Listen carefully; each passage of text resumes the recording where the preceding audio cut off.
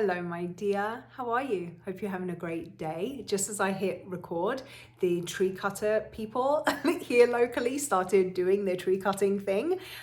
So I hope that that's not going to be too noisy in the background for us as we dive into this conversation where I'm going to share with you my very personal story of how I finally followed through after years and years of quitting. And I'm going to share with you specifically about my health journey, but the same lessons apply to how I finally followed through when it came to doing what was necessary to build my businesses, how I finally followed through to do what was necessary to give to my marriage in a way that it was required for us to heal from where we were, how I finally followed through to bolster my finances and my income to a place that we're at now. And I want to share with you, just in a very real and raw way, that this is not easy. I'm never going to be the one that is going to tell you that this process of growth, of transcending your bullshit, and I'm going to be very honest about it, is easy. It's not easy, but it is incredibly simple. It's incredibly simple to get to a place in your life where you decide that things are going to be different. It's simple to get there.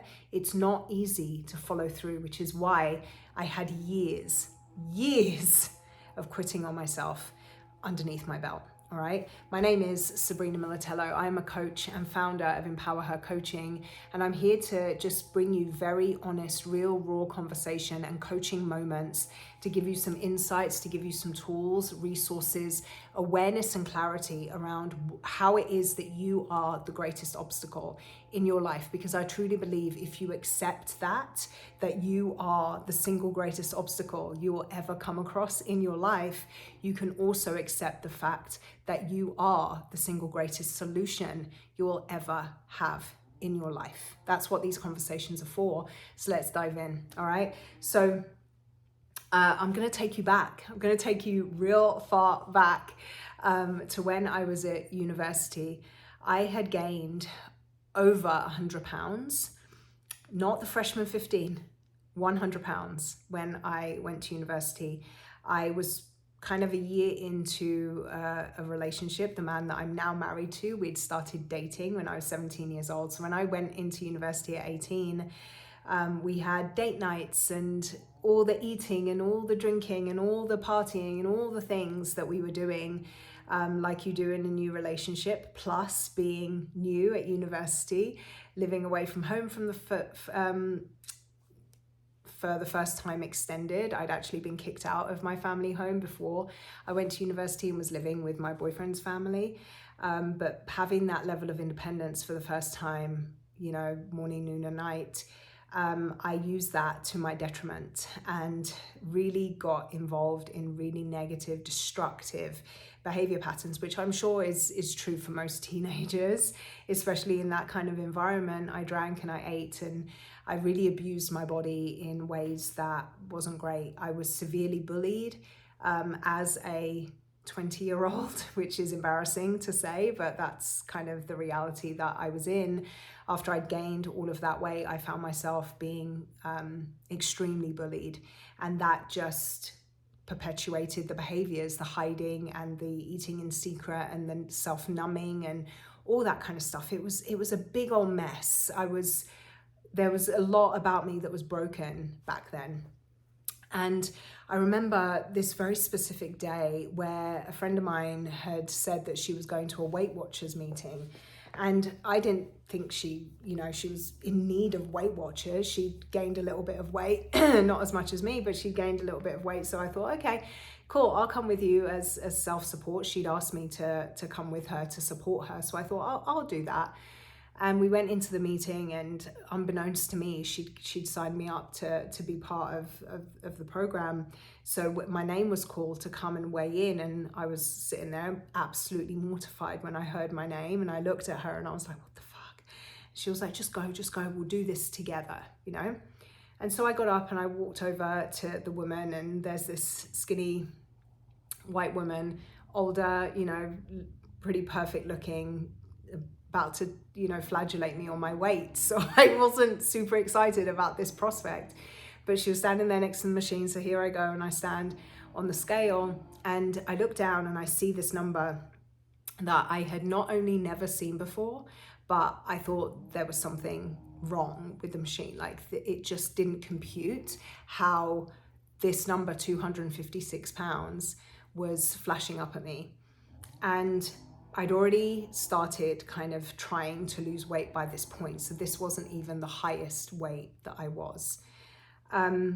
So I kind of stepped back, and it was a bit of a blur. And I feel as if I had an out of body experience. Like I'd come out of my body and I was up in the ceiling, floating around, looking down on the scene, and just watching myself go through the motions of going back to my chair, sitting down, and kind of getting the next steps and getting the programming and all the things that we were going to do until our next meeting. And I walked out of that hall, and I was just overcome with sadness and defeat, and just how impossible this pathway ahead of me felt. And I remember just thinking, wow, you did that. You did that. And it was a moment for me that was deeply sad, but also incredibly clarifying. Because in that moment where I thought, you did that,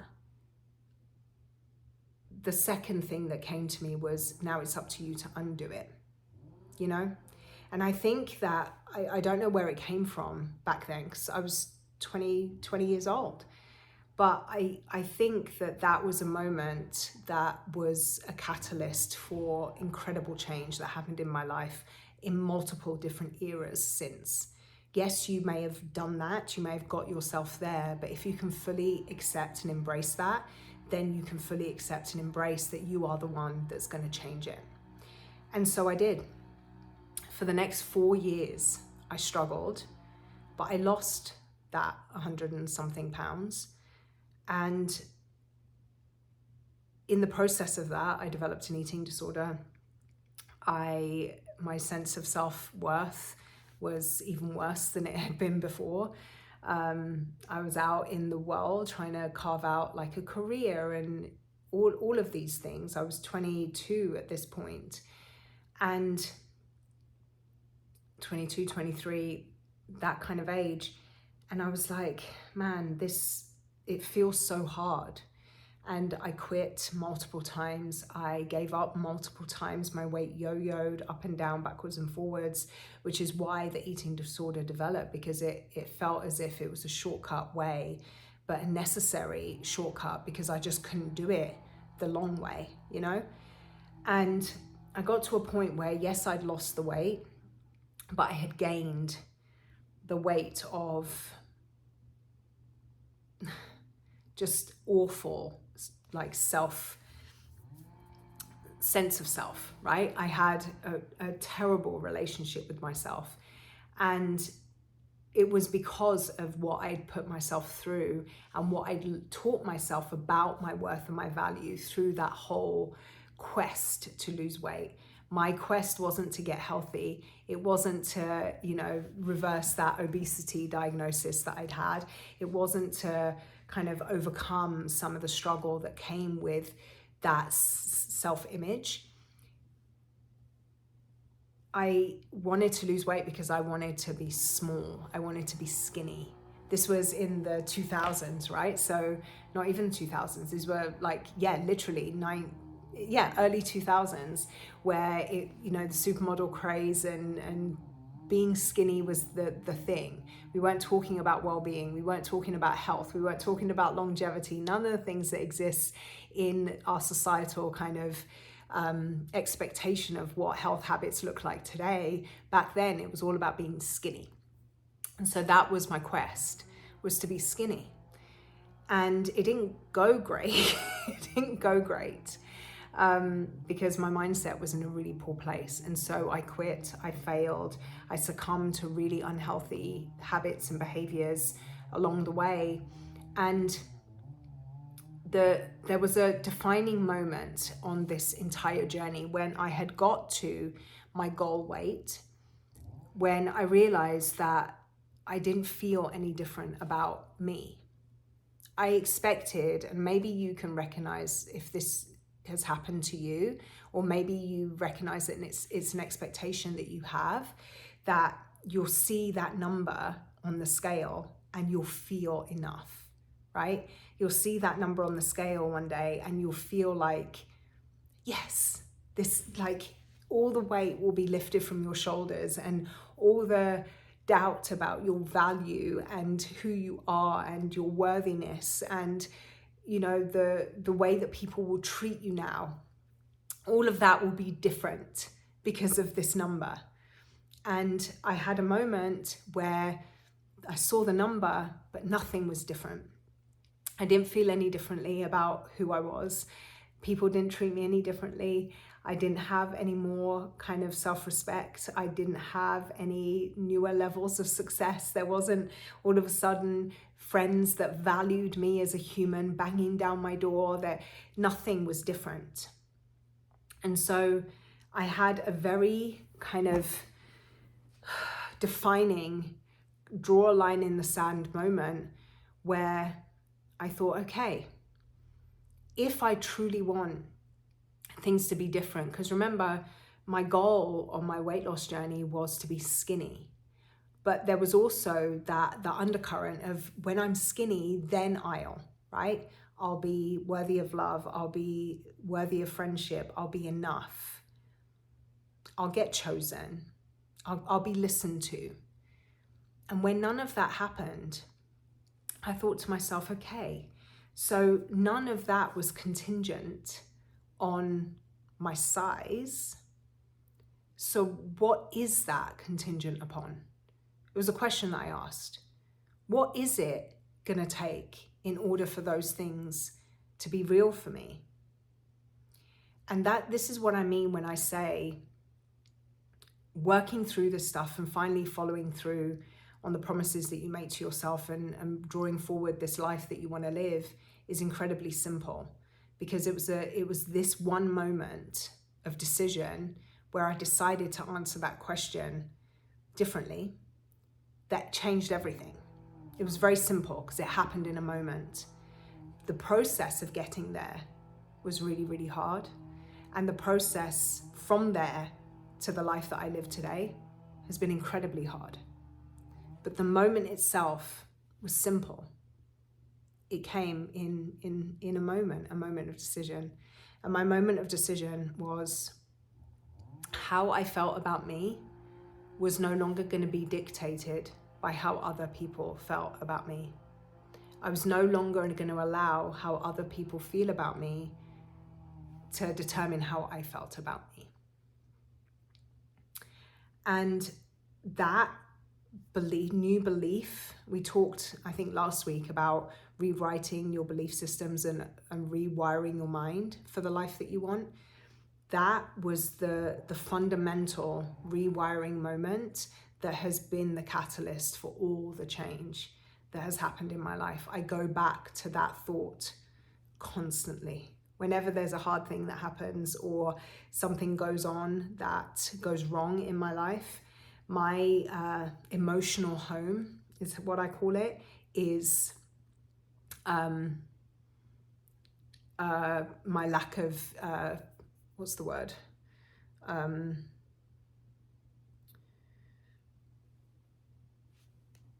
Lack of belief in myself, lack of worth, my lack of, there's a specific word that I'm thinking of that I can't bring out right now, but lack in my self-worth, right? That's kind of my foundational belief system. And so whenever something goes wrong, immediately that belief is re-triggered, and my brain is like, see, it's true. It's always been true. All this work that you've done on yourself, it's still true. My brain is still looking for proof of that story, right? Of evidence to show that story is true. And so I always have to remind myself that it's not, that I get to write the story. I get to decide what's true. And so that thought of, I will no longer allow how other people think about me to determine how I think about me, how other people feel about me to determine how I feel about me, I was no longer going to allow that. And that is a thought that I constantly have to go back to whenever there's a triggering event or a triggering thought or a triggering activity, something that happens in the world. I have to remind myself, no, we don't use other people's perspective or ideas of you, misunderstandings of you, their determination to misunderstand you, determine how you feel about yourself. I'm not going to allow people not seeing the worth or the value in what it is that you have to offer in this particular instance tell you about your worth or your value. I come back to that constantly. And so I encourage you to create some kind of, if you want to call it a mantra, if you want to call it a declaration statement, something that you can pull on, that you can go back to when life tries to kind of pull you back into that quicksand and pull you back into the stuckness that you feel, that will help you continue to pull yourself through. Because in order to follow through on the promises that you make to yourself, on the vision that you have for your life, on the actions that you know are necessary to take in order to call that reality forward, you're going to have to bolster yourself throughout that journey. There's going to be really hard moments. There's going to be really hard days. There's going to be things that happen that you cannot foresee or you could not have anticipated that are going to pull you into the pit of despair. It's inevitable, right? We're human beings having a human experience with other human beings on planet Earth. Like, it's inevitable that we're going to have these moments. You have to have a way, a mantra, a declaration, an affirmation statement, a way of being, a practice, a routine, a ritual, whatever, that is going to bolster you out of that in order for you to keep moving forward. And that is the simplicity of it. Create that statement for yourself and use it every single time. And then the other thing that I did that was incredibly simple, again, not easy, but incredibly simple, was, again, in a moment of decision, I decided that my success was inevitable. I decided that I was going to do the opposite of what I always used to do.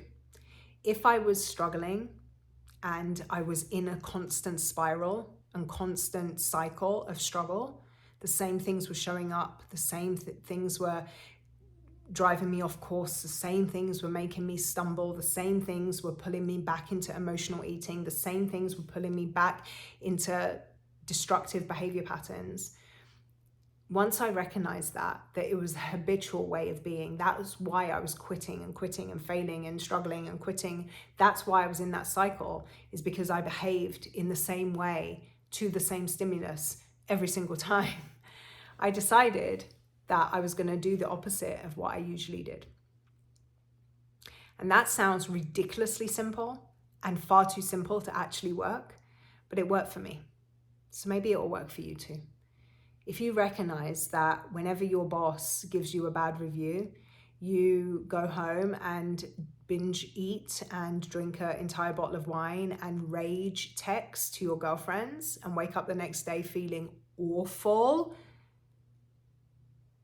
maybe the next time your boss gives you a bad review, you do the opposite of all of those things. You prepare yourself a really nice meal. You drink a San Pellegrino on ice and savor it, the flavor of it as it goes down. You get a workout in, maybe take a Pilates class with your friend and talk things through. You do the opposite of what you would usually do, because if those behaviors have been driving the results that you don't want, the outcomes that you don't want, that are less than desirable for you, then surely the opposite of those behaviors will be pulling forward and closer to you a reality that you actually do want to live. And I shared this concept I've shared it with almost all of my one-on-one clients, but I shared it in a group session once, and the entire room went silent, slack-jawed at the simplicity of it. But because these are people that have worked with me for some time, so they always know to question that initial, like, what? That will never work when it comes to the things that we talk about. Slack-jawed because of the simplicity of it, but then the kind of sparkle of, wow, could it, if it is that simple, could it work? And it does. Do the opposite of what you would usually do because you believe that your success is inevitable. The thing that you're calling forward is inevitably going to be yours. You've only got to wait for reality to catch up, right? It's like you're in this belief system and in this knowledge and this deep understanding that everything that you want is going to be yours one day. You've just got to be there for reality to catch up. But it's that piece, right? It's being there still when reality catches up. Because if you continue to quit, if you continue to fall off, if you continue to not follow through like I didn't for years, then when it shows up, you're not there to live it. You're not there to experience it. Somebody else will capture that energy and ride that wave because it comes, but you have to be there to meet it when it does.